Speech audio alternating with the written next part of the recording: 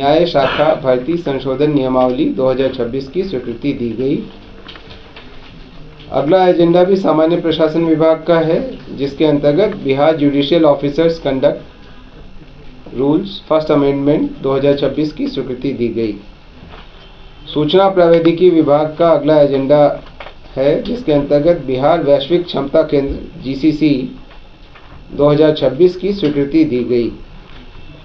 स्वास्थ्य विभाग का अगला एजेंडा था, जिसके अंतर्गत राज्य के निर्माणाधीन मेडिकल कॉलेज एवं अस्पताल के निर्माण कार्य में लंबित विपत्रों के भुगतान हेतु 500 करोड़ रुपए की राशि बिहार आकस्मिकता निधि से अग्रिम लेने की स्वीकृति दी गई। उद्योग विभाग का अगला एजेंडा था, जिसके अंतर्गत बिहार राज्य में औद्योगिक विकास को बढ़ावा देने के लिए बिहार औद्योगिक प्रोत्साहन नीति 2016 के अनुरूप उद्यमियों को उनके लंबित दावों का भुगतान करने के लिए वित्तीय वर्ष 25-26 में कुल 1700 करोड़ रुपए का अतिरिक्त उपबंध बिहार आकस्मिकता निधि से प्राप्त करने की स्वीकृति दी गई। अगला एजेंडा मंत्रिमंडल सचिवालय विभाग का है। इसके अंतर्गत बिहार निवास नई दिल्ली के पुनर्विकास के क्रम में भूमि एवं विकास मंत्रालय, आवासन एवं शहरी कार्य मंत्रालय भारत सरकार द्वारा अधिरोपित अधिभार के राशि के भुगतान के लिए 6,01,48,000 रुपये बिहार आकस्मिकता निधि से अग्रिम की स्वीकृति दी गई। गृह विभाग का अगला एजेंडा था, जिसके अंतर्गत श्री रंजीत शंकर प्रसाद सेवानिवृत्त जिला अभियोजन पदाधिकारी नया पदनाम मुख्य अभियोजक की संविदा अवधि को पूर्व की शर्तों पर 1 वर्ष तक विस्तारित करने की स्वीकृति दी गई।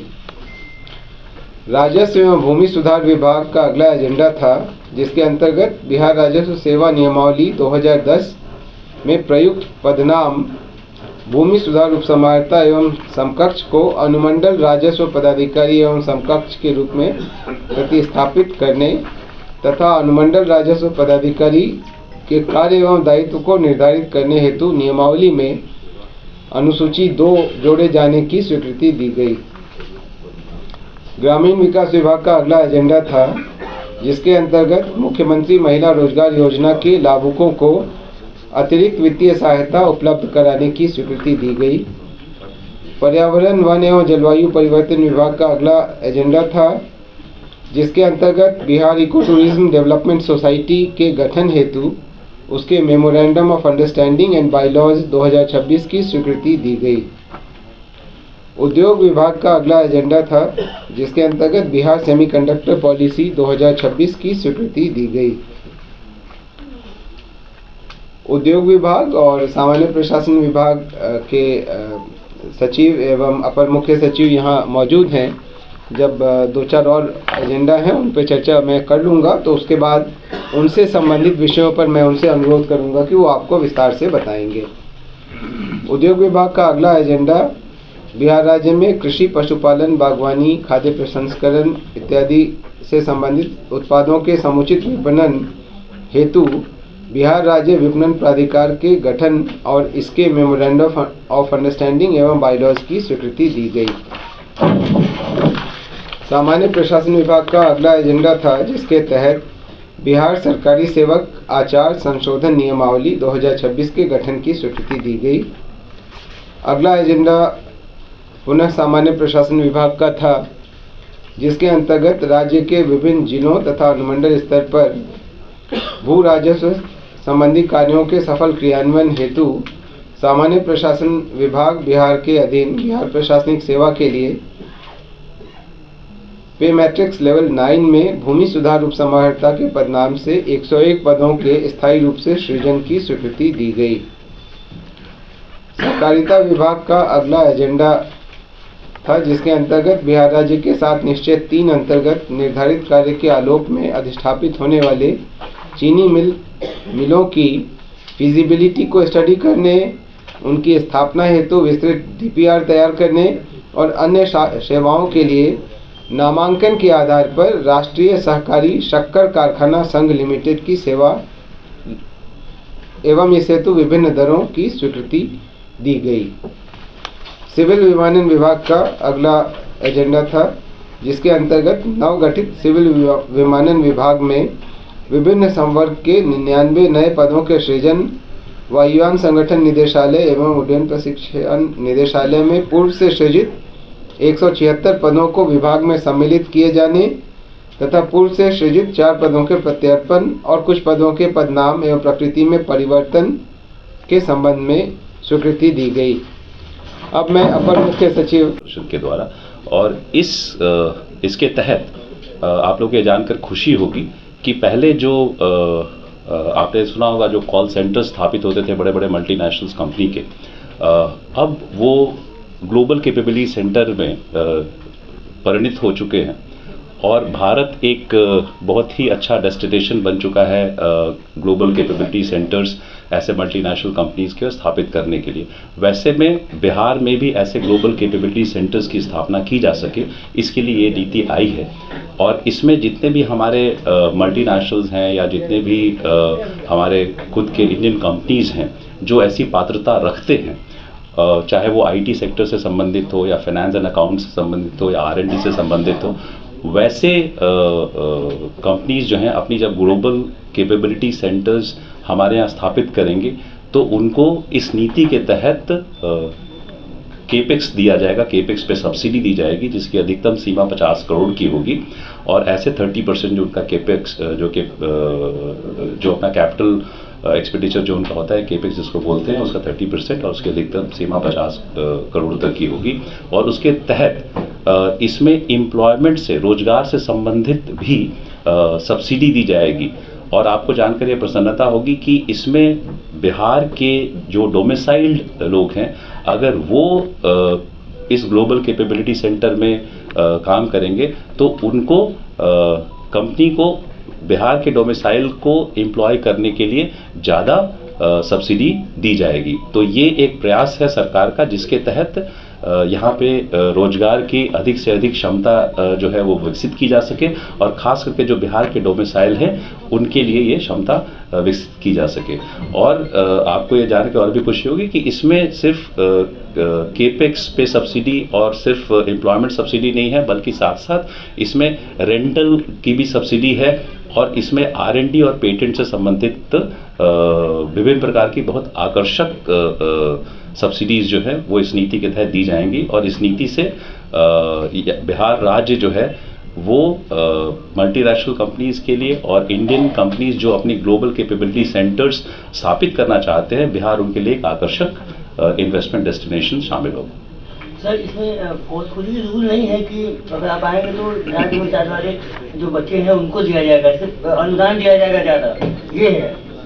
जैसा हमने बताया कि 2 तरीके की सब्सिडी है। एम्प्लॉयमेंट सब्सिडी, अगर आप जितने भी रोजगार के अवसर प्रदान करेंगे उन रोजगार पे जो आप सैलरी देते हैं उस सैलरी की एक सीमा जो है उस पर सब्सिडी दी जाएगी, परंतु अगर वो बिहार के डोमिसाइल होंगे तो वो सीमा बढ़ जाएगी। सर, थोड़ा केपेक्स को डिफाइन कर दीजिए, केपेक्स है क्या ये? केपेक्स बोल रहा था मैं, ये निवेश जो आप पूंजी निवेश करते हैं, अपना जो कैपिटल एक्सपेंडिचर आपका किसी भी चीज़ को स्थापित करने के लिए, प्लांट मशीनरी बिल्डिंग्स जो होती हैं उसमें जो आपका पैसा खर्च होता है उसको हम लोग कैपिटल एक्सपेंडिचर बोलते हैं। उस कैपिटल एक्सपेंडिचर का अधिकतम सीमा उसका 30% जो है वो सब्सिडी के रूप में दी जाएगी और इसका जो अधिकतम सीमा होगा वो 50% दी जाएगी। और होपफुली दिस एक्सप्लेन्स। उसके बाद जैसा सर ने बताया कि आज मंत्रिपरिषद के द्वारा बिहार सेमीकंडक्टर पॉलिसी 2026 को भी स्वीकृति दी गई है। आप सब अवगत हैं कि सेमीकंडक्टर जो है वो एक हाईली टेक्निकल सेक्टर है और इसमें भी बड़ी संभावना है पूंजी निवेश की। और इसमें पूंजी निवेश जो होता है वो बहुत ही ज़्यादा होता है, 1000, 2000, 10,000 करोड़ तक के भी पूंजी निवेश होते हैं। और इस ऐसे पूंजी निवेश को भारत सरकार ने ऐसे पूंजी निवेश को बढ़ावा देने के लिए इंडियन सेमीकंडक्टर मिशन की स्थापना की है और विभिन्न राज्य जो हैं वो इस सेमीकंडक्टर मिशन के तहत जो भी कंपनीज सेमीकंडक्टर के क्षेत्र में निवेश करती हैं उनको वहाँ से सब्सिडी दी जाती है और स्टेट गवर्नमेंट जो है उसमें डफटेल करते हैं। तो हमारे बिहार आज मंत्रिपरिषद के द्वारा आज जो स्वीकृति दी गई है, सेमीकंडक्टर के क्षेत्र में भी जो कंपनियां हमारे यहाँ पूंजी निवेश करेंगी उसको जो भारत सरकार के द्वारा जो सब्सिडी है उसका 60% हम लोग केपेक्स के रूप में पूंजी निवेश जो उनका होगा उसके ऊपर हम लोग देंगे। मैं फिर से आपको समझाना चाहूँगा कि जो कैपिटल एक्सपेंडिचर है किसी भी कंपनी का उसका 50% सब्सिडी भारत सरकार देती है और उस सब्सिडी का 60% बिहार सरकार के द्वारा दिया जाएगा केपेक्स में। और इसमें ये भी बतलाना चाहेंगे कि आज ये सबसे अधिक है, अगर बाकी राज्यों का भी अगर हम कंपैरिजन करें तो बिहार राज्य के द्वारा जो घोषित सब्सिडी है केपेक्स के मामले में सेमीकंडक्टर पॉलिसी के तहत ये सबसे अधिक है। और आप लोग को ये भी बतलाना चाहेंगे कि इसके साथ साथ इस क्षेत्र में भी आपको एम्प्लॉयमेंट सब्सिडी है, SGST की सब्सिडी है और ये सारी सब्सिडीज़ और सारे पॉलिसी के सभी नियम अगर आप देखेंगे, जैसा सर ने बताया कि संकल्प एक बार हो जाने के बाद ये पूरी की पूरी पॉलिसी आपको दी जाएगी, तो आप देखेंगे कि ये अभी भारत के विभिन्न राज्यों में जो सेमीकंडक्टर पॉलिसी बनी है उसमें ये सबसे बेहतर पॉलिसी होगी। और मुझे विश्वास है कि इस पॉलिसी के आने से सेमीकंडक्टर के क्षेत्र में भी हम लोगों में हमारे यहाँ पूंजी निवेश होगा और बिहार मूल के जो हमारे हाई लेवल जो उच्च तकनीक वाले जो शिक्षित स्टूडेंट्स हैं, व्यक्ति हैं, उनको यहाँ पे रोजगार मिलेगा और वहाँ भी एम्प्लॉयमेंट सब्सिडी दी जा रही है। इसमें एक चीज़ और है कि एक इलेक्ट्रॉनिक कंपोनेंट से रिलेटेड आप ये जो सेमीकंडक्टर है इसके बाद से इलेक्ट्रॉनिक कंपोनेंट भी बनाने वाली जो फैक्ट्रीज हैं उनमें भी वो भी जब अपने आप पूंजी निवेश करेंगी तो उनको भी कैपिटल सब्सिडी दिए जाने का प्रावधान है। तो इस नीति के आने से मुझे विश्वास है कि हमारा पूंजी निवेश हो जाएगा। ये तीसरा विषय जो था वो सर ने बताया, संशोधन नियमावली 2026 का गठन के संबंध में आपको विस्तृत रूप से बताना चाहता हूँ। तो ये नियमावली में सरकारी सेवकों द्वारा सोशल मीडिया प्लेटफॉर्म जैसे फेसबुक, ट्विटर, इंस्टाग्राम या इंस्टेंट मैसेजिंग जैसे व्हाट्सएप है, टेलीग्राम का अनुप्रयोग के संबंध में विशिष्ट रूप से कोई उल्लेख नहीं किया गया है, परंतु इनका दुरुपयोग भी सरकारी सेवक आचरण के प्रतिकूल माना जाता है और ऐसे आचरण को भी नियमावली के नियम 313 के प्रावधान का उल्लंघन माने जाने के फलस्वरूप संबंधित सरकारी सेवक का कदाचार माना जाता रहा है। परंतु कतिपय ऐसा दृष्टांत सामने आया है जिसमें सरकारी सेवकों द्वारा सोशल मीडिया प्लेटफॉर्म जिसमें जैसे फेसबुक, ट्विटर, इंस्टाग्राम या और जो व्हाट्सएप, टेलीग्राम का दुरुपयोग किया जा रहा है। सरकारी सेवक द्वारा सरकार द्वारा इसे बहुत गंभीरता से लिया गया है और इसके लिए सरकारी सेवकों को सोशल मीडिया प्लेटफॉर्म में किस तरह का अपना बिहेवियर रखना है इसके संबंध में एक विस्तृत नियमावली तैयार किया गया है। जस्ट मैं कुछ इम्पॉर्टेंट बात करता हूं उसमें। सोशल मीडिया प्लेटफॉर्म एवं इंस्टेंट मैसेज एप्लीकेशंस के अनुप्रयोग सरकारी सेवक स्वयं या छद्मनाम से विहित प्राधिकारी की पूर्वानुमति के बिना इन्हें उपलब्ध कराए गए सरकारी ईमेल या मोबाइल नंबर का उपयोग व्यक्तिगत सोशल मीडिया पर खाता बनाने या संचालित करने के हेतु नहीं करेंगे। उसके बाद सोशल मीडिया का ऐसा उपयोग नहीं करेंगे जिससे उनके पद का गरिमा कम हो अथवा सरकार की प्रतिष्ठा को क्षति पहुंचे।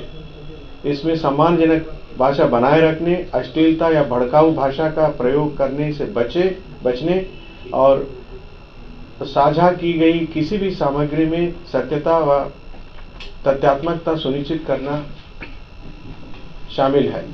ऐसी सामग्री पोस्ट करने से बचेंगे जिसमें व्यक्तिगत दृष्टिकोण एवं पेशेवर जिम्मेवारियों से के बीच मतभेद हो। सरकार की उपलब्धियों को किसी के व्यक्तिगत प्रयास अथवा व्यक्तिगत उपलब्धि के रूप में प्रस्तुत नहीं किया जाएगा। गुमनाम या छद्मनाम वाले सोशल मीडिया खातों का संचालन नहीं करेंगे। सोशल मीडिया पर विशिष्ट व्यक्तियों, कानूनी पेशेवरों, मीडिया संस्थानों या राजनीतिक संस्थाओं का समर्थन या आलोचना नहीं करेंगे। सरकारी नीतियों, योजनाओं एवं सर्वोच्च न्यायालय, उच्च न्यायालय आदि के आदेशों, निर्णयों पर सोशल मीडिया पर व्यक्तिगत राय व्यक्त नहीं करेंगे।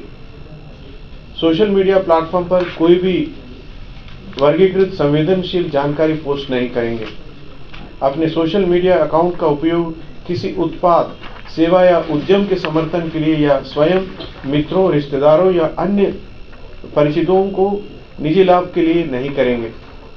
उनके द्वारा पारित आदेश के संबंध में सोशल मीडिया प्लेटफॉर्म पर पेपर प्रकाशन या अन्य जानकारी पोस्ट नहीं करेंगे।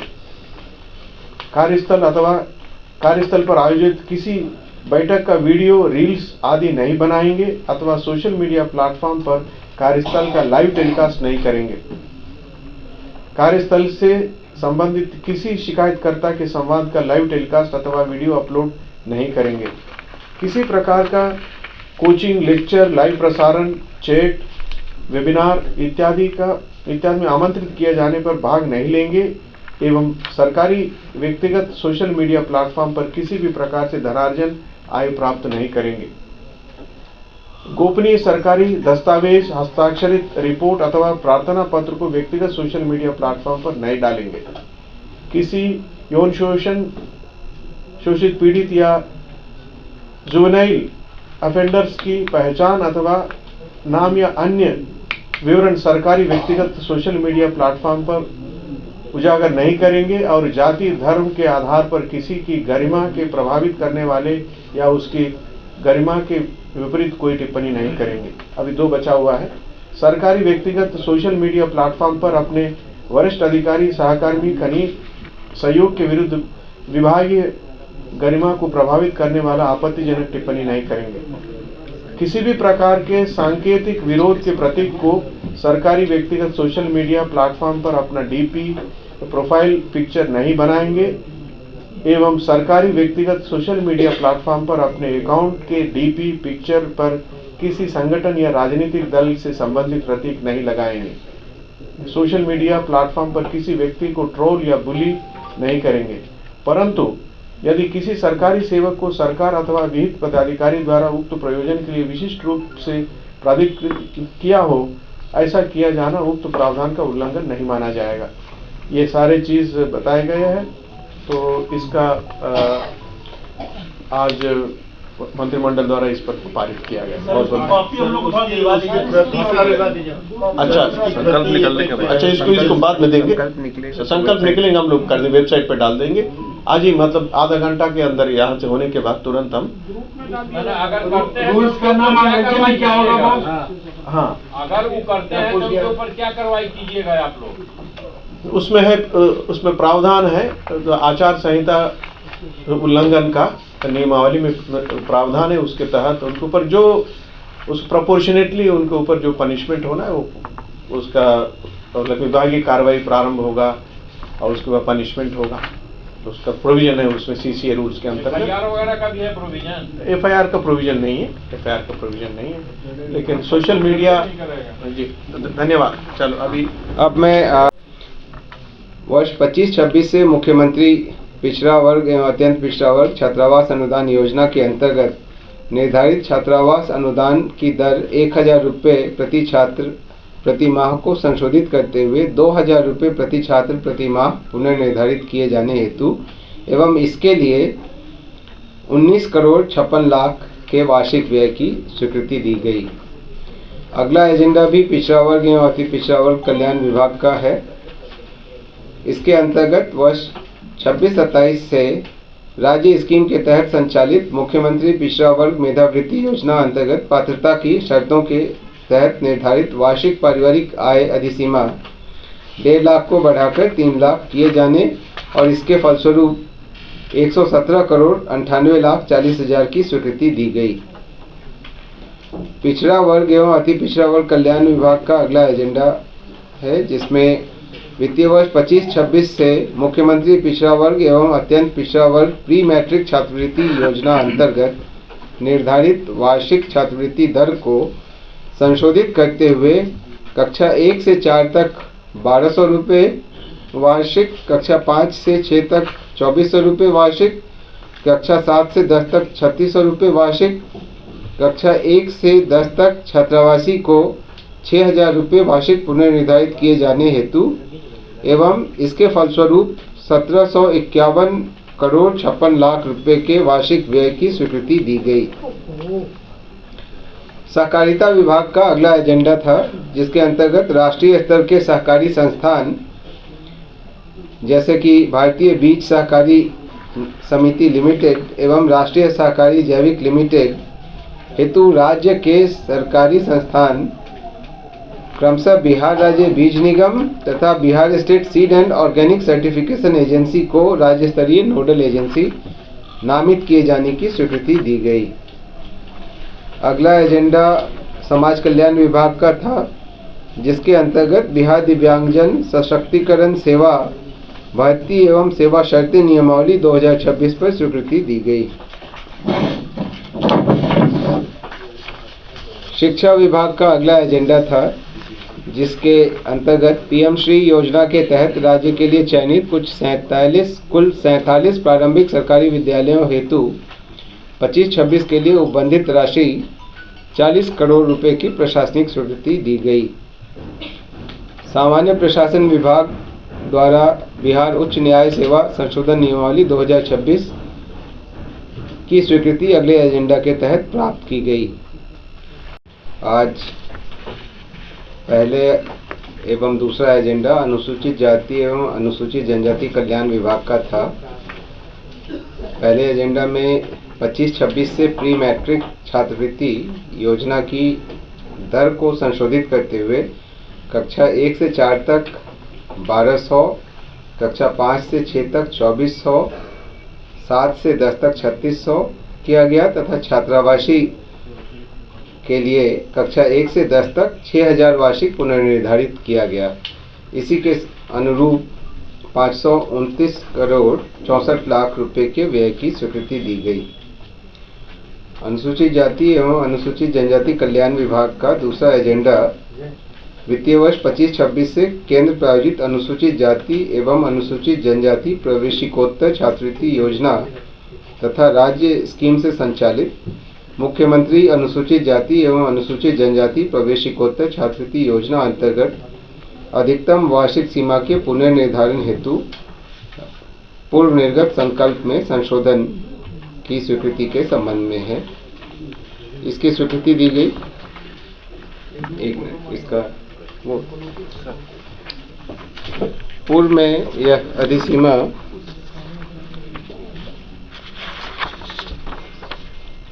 1.5 लाख थी, उसको बढ़ा करके 3 लाख किया गया। आपदा प्रबंधन विभाग द्वारा तीसरे एजेंडा के अंतर्गत संशोधित बिहार आपदा जोखिम न्यूनीकरण road map revised Bihar disaster risk reduction road map 2025-30 की स्वीकृति के संबंध में निर्णय लिया गया। चौथा एजेंडा था उच्च शिक्षा विभाग का भारत रत्न उस्ताद बिस्मिल्लाह खां के नाम पर बक्सर जिले के डुमरांव में संगीत महाविद्यालय की स्थापना हेतु 87 करोड़ 81 लाख 43 हजार रुपये की योजना की प्रशासनिक स्वीकृति दी गई। पूर्व में इसमें 14 करोड़ 52 लाख की योजना की स्वीकृति दी गई थी, जिसको रद्द किया गया। नई योजना में म्यूजियम और ऑडिटोरियम ये दोनों भी सम्मिलित किए गए हैं और इसके चारदीवारी को भी सम्मिलित किया गया है।